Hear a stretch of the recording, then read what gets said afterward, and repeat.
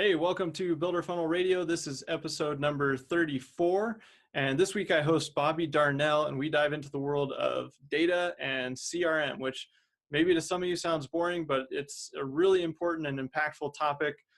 If you're bored by numbers or the numbers intimidate you, I think this will be a good episode. There's a lot of powerful things that sort of technology can enable for your business as you move forward and grow. So stay tuned for episode 34 with Bobby Darnell.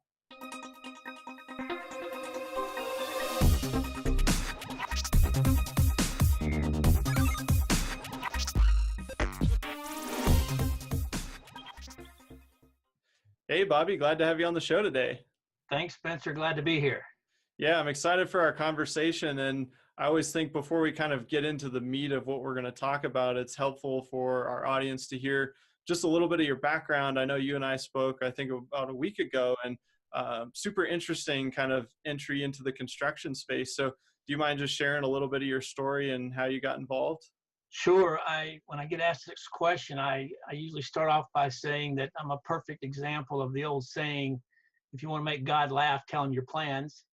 I had no idea I would be doing this at any part of my life. I started out thinking I was going to be a pro golfer as a kid, played a lot of golf, so you may hear a few golf analogies throughout the broadcast.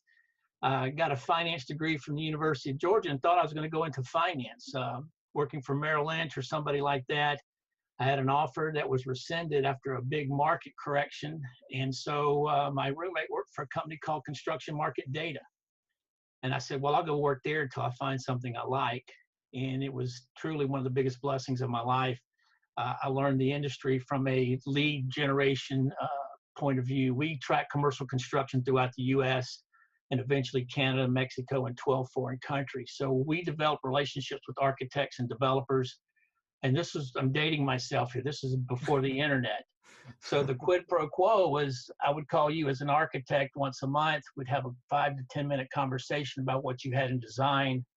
And then we would put that into our database and slice and dice it and sell it to everybody. Anybody that had anything to do with the building, they would buy our leads. And so I did that for 12 years. We grew it to a pretty good sized company, sold it in 2001. In the last 2 years I was there, one of my jobs was to work with the building product manufacturers, the large general contractors that bought our data. It was kind of like selling gym equipment. It was a very enticing product. Everybody's excited the day they buy a treadmill or a weight machine, but are they as excited 3 months later? So my job was to show them how to leverage the leads into building new business. And so when we sold the company, it took about 6 months for the new owners to start clearing everybody out and bringing in their own team. And that's when I started in 2001, Construction Market Consultants, my company, basically doing the same thing, business development, sales and marketing, and CRM consulting for the construction industry.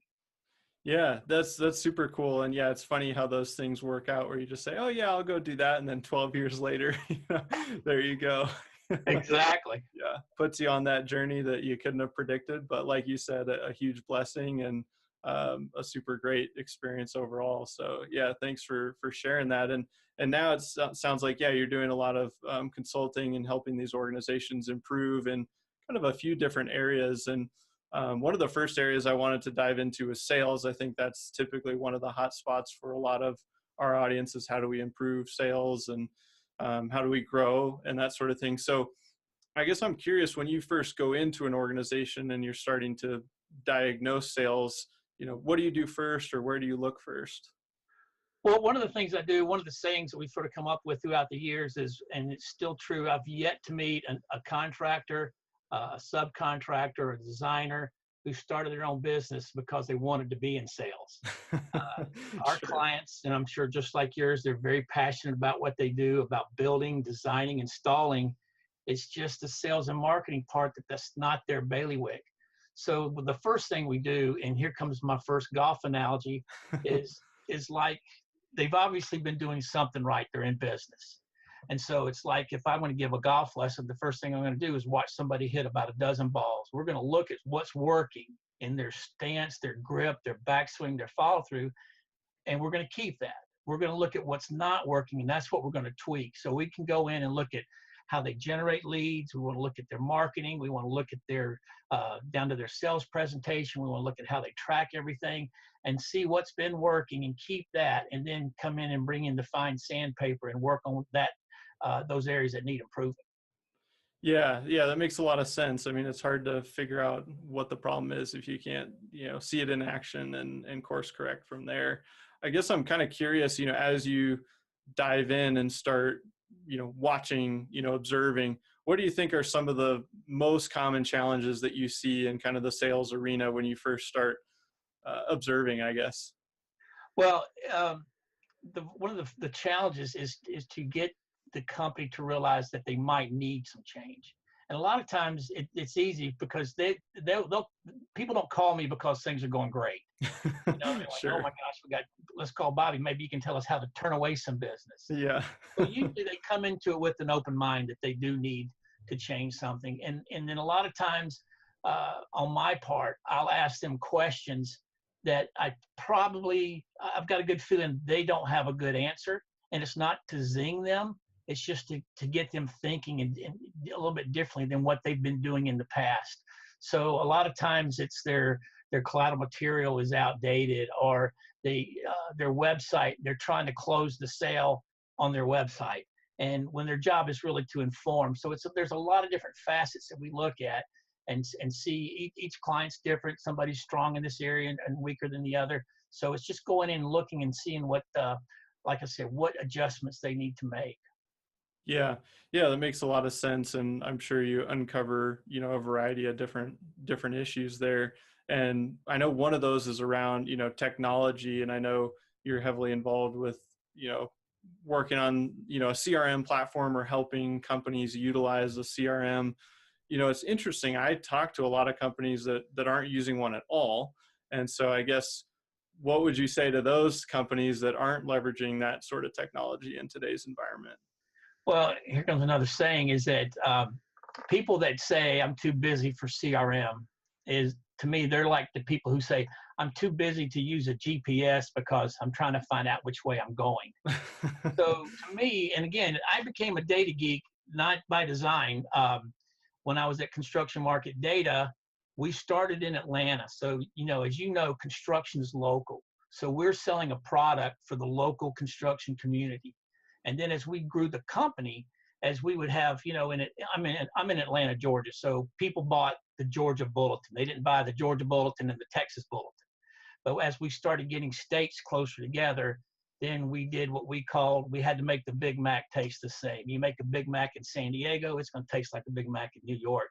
So that's where our data standards came in. So we had to create these data standards. So I say that to carry on to today, is that they don't understand what the data can do for them. So they say, well, we're fine. We've been in business and this is a real example. We've been in business over 30 years. We have 25 offices east of the Mississippi, and we've never had CRM. So my response to that is, well, it's kind of like you're playing soccer. You've been playing soccer. You're scoring goals. You're winning games. But it's like you're playing soccer on the beach wearing cowboy boots in the soft sand. You're playing soccer. But compare that to playing on a freshly cut field in cleats, and it's a whole different world. So it's being able to show them the processes that they can reduce the amount of time they chase a project, whether or not they want to chase this particular prospect or not. So, and being able to show them all the different ways that just putting and investing a little bit into some technology will make their life a whole lot better. Yeah, yeah, and I like the analogy. It's a fun one for sure. Just picturing that going on. Yeah, they're playing soccer, all right, but Yeah, doesn't feel like it should. Yeah, it's uh, ugly. Yeah. yeah, and I totally agree. There's so much that you can unpack from a CRM and things that you can learn about your own sales process, close rates, all those different types of things. But I guess in thinking about just a few bullet points of specific types of data that you feel are really impactful to companies that have a CRM in place and are actually utilizing it, are there a few things that come to mind that really help an organization kind of get on the grass field and out of the sand? Yeah, one of the things that I, again, going back to me asking some questions, and part of my asking the questions is to qualify them. If I can't help a company, I'm going to let them know that. But so I usually will ask them, what is your gestation period in a lead, turning a lead into a client? And they'll go, what do you mean by that? And I mean, typically when you engage somebody for the first time, somebody says, hey, I was sitting next to this guy on a plane, he gave me his business card, you might can help him. From that moment to when that person signs a contract with you and they now become a paying customer, you need to measure that. And a lot of people don't measure that because one of the things I tell them, if you can't measure something, then there's no way you can tell if you're improving it or not. So if somebody says, I have no idea, well, then with the CRM, then you say, okay, look, it takes us about 14 months to close something. And then next year, let's see if we can get that down to 12 or 10 months. So that's part of the process, is showing them these segments of their whole sales process that if they're tracking it, then they can improve upon it. Another big item to answer your question is, where did you find out about this lead? And the reason that is with CRMs today, you can automate so much. So you can create a template that says, hey, Joe, I saw your profile on LinkedIn, because you've categorized LinkedIn as where you found that person. So you can personalize your templates a little bit more. So when you're doing some early prospecting, it doesn't look like this real generic, blasé pre-approach letter. Yeah. Yeah. I think that's awesome. And those are a couple of good examples. I mean, and classic, what you're not measuring, you can't improve. How can you possibly? And, we even still see a lot of people that are tracking things in Excel and, things like that. But I think today with CRM technology that's cloud-based, people are on the go. You need to be able to access that information and input information into that system from anywhere. And I'm sure you've seen kind of all kinds of arrangements for tracking leads and this kind of data. I have, yes. Yeah.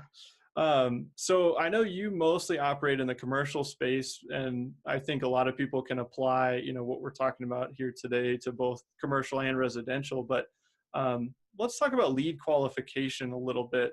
What are maybe some common mistakes that you see companies making when they go to qualify a lead, or maybe they're not doing it at all? Well, one of the things that another one of our old sayings is, there's no such thing as a bad lead. There's either a good lead or a better lead. And what I mean by that is, a lot of times if you're tracking data and somebody gives you a lead, and I had a conference call this morning with a client and about this very same topic, is that there's certain people you don't want to do business with. And not that they have a bad reputation. Maybe they just can't. You're beyond what their budget is, or maybe you're beyond where you could be competitive for what their needs are.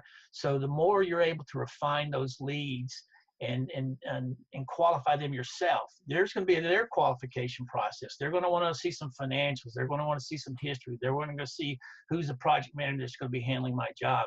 So likewise, you want to be able to qualify them as well. What's their history? Do you have? Are you just going to look for my price so you can go beat up the guy you've already picked?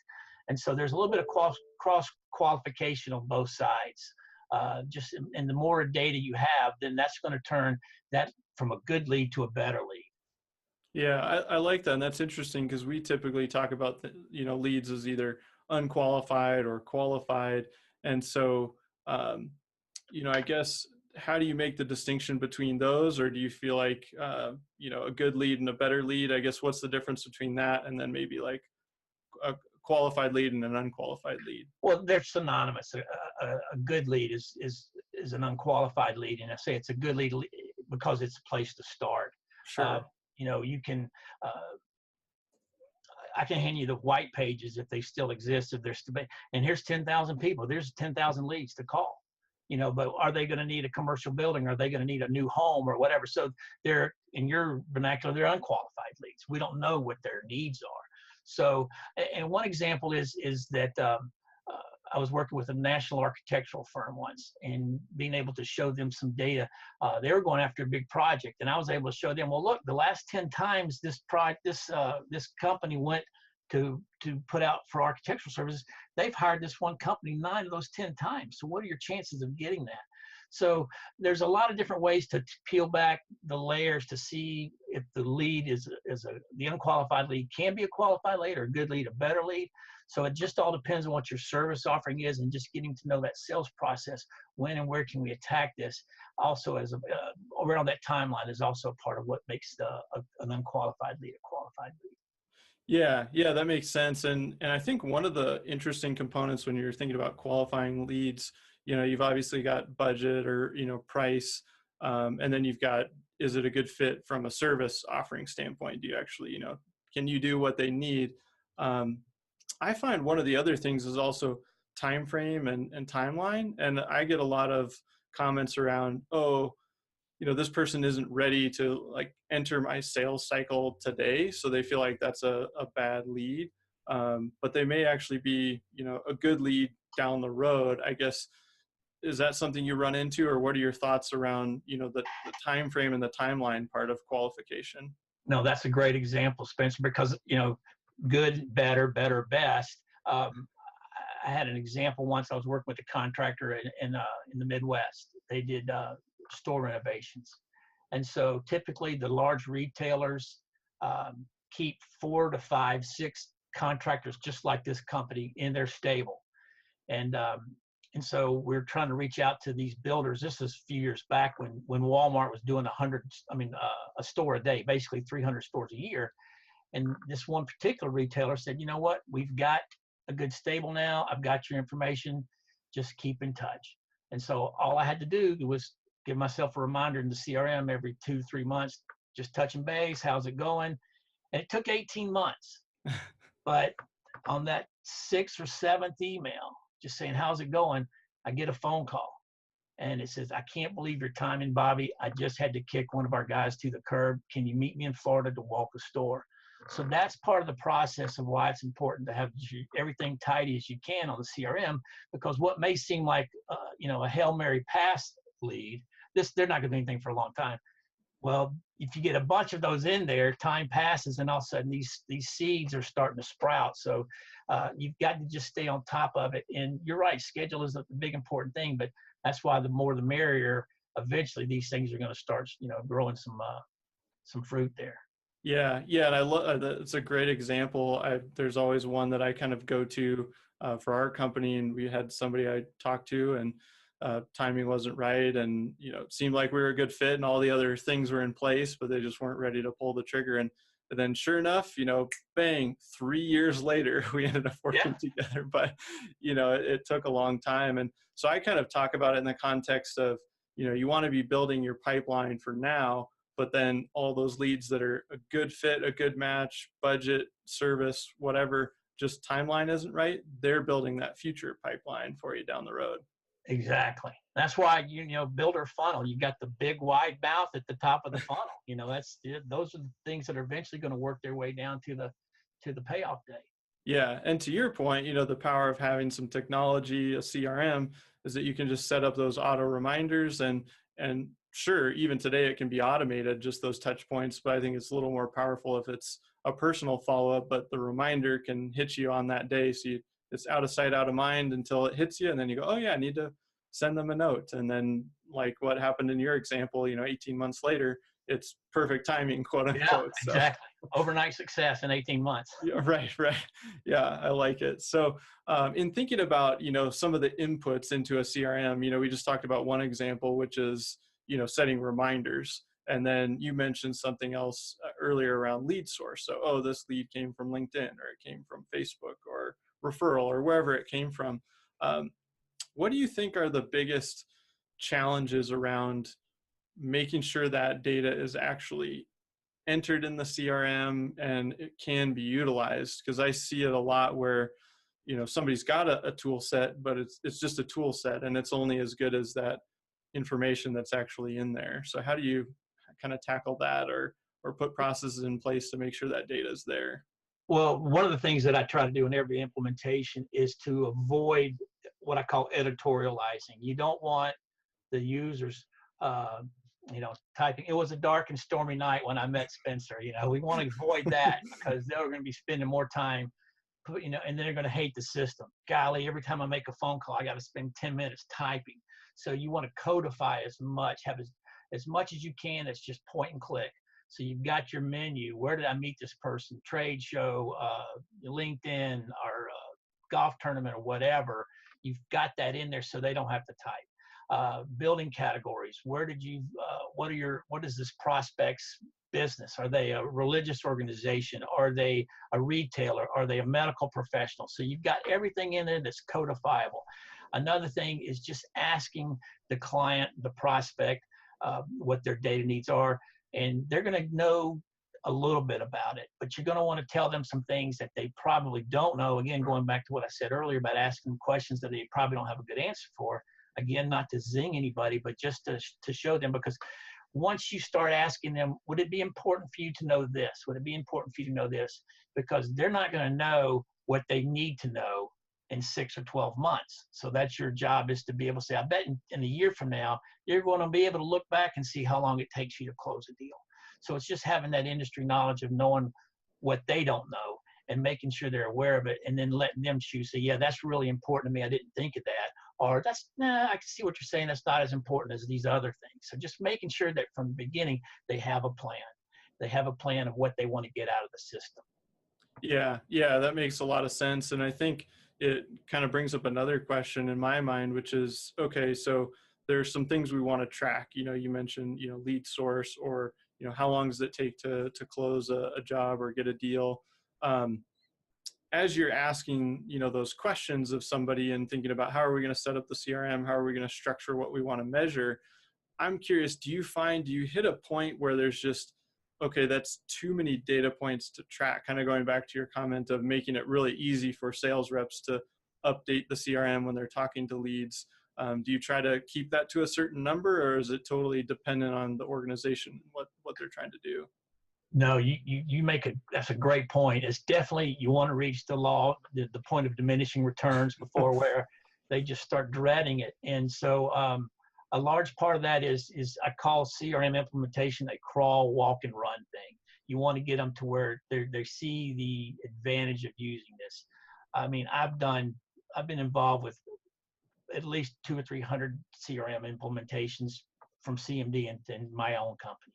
So first thing, you mentioned CRM, and everybody's going to go, oh, Big Brother's going to know how many phone calls I make. So you've got to alleviate that fear. You've got to let them see this is really going to be a tool that's going to help you. So I like to let them, give them a little bit, let them chew it, see how they can digest it before you start adding points. And typically what happens is if you start off to where it's a palatable amount of time per encounter, if it's a phone call, if it's a meeting, they go, oh yeah, I'm able to track that. So next time I call them, I can say, hey, yeah, I saw you at the AIA meeting or whatever. Then they're going to like that. And then before you know it, they're going to come back and say, hey, I had this idea. Can we make the system do this? So Yeah. you definitely don't want to overwhelm them with this long laundry list of, okay, every time you make the phone call, you got to do this. They're going to just, oh my gosh, you got to show them this is really a tool. It's a lever. And depends on where you put that fulcrum. Is it going to make an easy lever, or if it's going to be something you're reaching for and you can't move anything? So that's a great question. Yeah, and I think that's a great point, because like we've talked about earlier in the episode, the CRM is only as good as the data that goes into it. But if you make it so that nobody wants to put the data in there because it's, like writing a novel to get all the information in, then forget about it. You won't have any data. So, to your point, yeah, go ahead. I'll share a quick story with you. Please do. Several years ago, I was asked, I got a blog called Building New Business, and I talk about, marketing and sales and business development. So I was invited to participate in this panel of other construction bloggers. I think there were 6 of us. And the media company that asked us to do this, they wanted to do it where we all blogged on the same topic. What's the best CRM? And we were going to release our blogs. We weren't going to talk to each other. Everyone was going to release their blog posts on the same day, same time, and we did. And it all came back. We all wrote about the same thing. The best CRM is one that your company will use. We didn't name anyone because they're all, but if you got to use it. So that underlines your point, is that you've got to make sure that it's something they want to use and will use. Yeah. Yeah. So almost the best one is maybe the easiest to use. So, right. Exactly. Yeah. Yeah. I think that's a great point. And yeah, I think for people listening, if you have a CRM, but you're not getting what you want out of it, maybe pare back the things that you're trying to put into it and just pick a few key areas and kind of build on that over time versus trying to, do it all at once. Exactly. Yeah. So Bobby, shifting gears a little bit here. I know when you and I spoke, we kind of talked about, sales reps and how they're using CRM in different stages of the process. We talked about lead qualification earlier, but maybe getting to that presentation mode where you're a little bit further down the line. What are some common mistakes that you see there when sales reps go to, present? One of the things that when I think about that or get challenged with that, when I was at school, right before I was about to get out, I took a 2-hour course at the Planning and Placement Center. That's where the companies come in and say, hey, we're hiring for this and this. And it was a great course because one of the things they did was they videotaped us doing a mock interview. And so I walk in thinking, okay, this will be exciting. We did the little mock interview, and I walked out thinking, oh my gosh, I crushed it until I saw the videotape. And brother, my leg was going up and down like a sewing machine. I was just so nervous. And so what I encourage people to do is if within your network, let's say you're an HVAC contractor, if you're a lawn and landscape contractor, where you've got to go in and you've got to do sales presentations.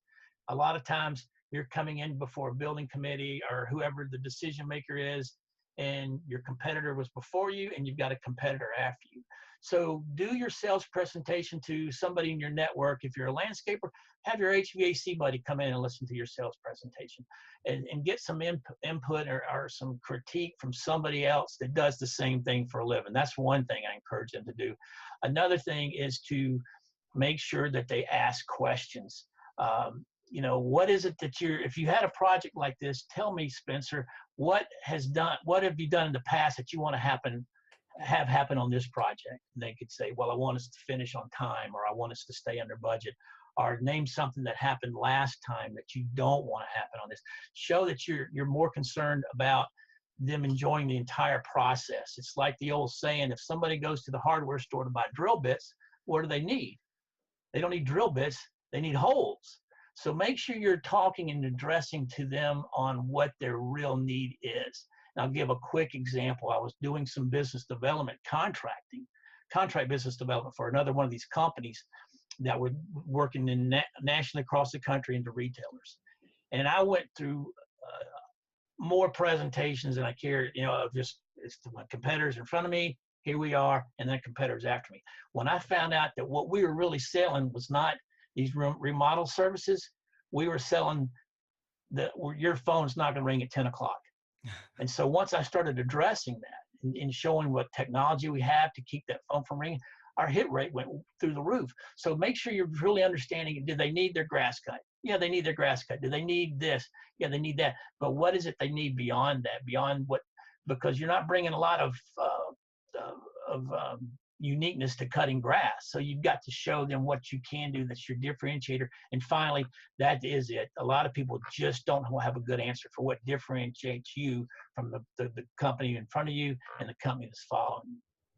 Yeah, and really that last piece that you just said there, I find that to be extremely true, is finding, what is it that differentiates you? And not a lot of companies have that nailed down. But I really like your points in there, because I think a lot of salespeople tend to just get into presentation mode and just spewing information. But to your point, kind of asking questions, uncovering what that real pain is, or that real desire, aside from just like, of course I need this service, but what is it behind that? Because then you can play off of that and speak to that and address it. So I think those are awesome points. And Bobby, I've got one more question for you as we kind of wrap up for today, but how can people connect with you or find out more about you, find you online, that sort of thing? I love talking shop, as you can tell. I Yeah. dedicate 4 hours a week to just doing exactly that, setting up a time and just, a lot of times we can just address something over the phone that they can try. But you can find me on LinkedIn. I'm Bobby Darnell with Construction Market Consultants. Our website is www.cmconl.com. That's probably the best way to find us.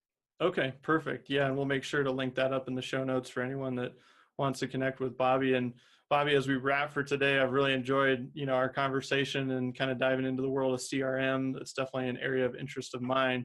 But if you could leave our listeners with one piece of advice, what would that be? Love what you do. A lot of times people they start their own business They one day worked, quote unquote, worked for the man and said, you know what, I can do this as well as Spencer. They get that one contract, and then they start building a business and hating because they're not doing what they love. So bring in people that love the part that you don't, and just stay passionate about what you do, and then just seek advice. There's people out there, your company for one, just go seek advice. The construction industry knows better than any other industry about the subcontracting process. So seek, hey, I need some help with my marketing, I need some help with my search engine optimization. Seek a little help out there, just like you do for some of your sub trades. And then it's just kind of like my golf analogy. If you're playing to an 18 handicap, tweak your grip a little bit, then get down to 12. Then next thing you know, you'll be in single digits. I like it. Yeah, that's great advice to end the show on. And Bobby, thanks so much for joining me today. This was awesome. Thanks, Spencer. Hey guys, I hope you enjoyed today's episode with Bobby Darnell. And as always, I know you're on the go, so I'm going to summarize just a few action items that I took away from today's episode. So first action item was when thinking about leads and the qualification process, Bobby talked about good leads and better leads. Internally, we talk about them as unqualified and qualified leads. Again, either way, but the idea is that you really need to have that nailed down. So as you're getting leads in the door, you know how to qualify them and you have a process for that. Action item number 2 was kind of going back to that analogy of playing soccer in the sand. And so implementing this sort of CRM technology allows you to play the game how it should be played. So setting up technology that's going to move your business forward and making that a priority. Action item number 3 is thinking about the data points that you want to enter into your CRM and keeping those kind of at a minimum to start. So picking a few things that you really want to track, make sure that you and your team are using the CRM and getting everything you want out of it. And you can always build and add on to it from there. So again, hope you enjoyed today's episode number 34 with Bobby Darnell, and we'll see you next time on Builder Funnel Radio.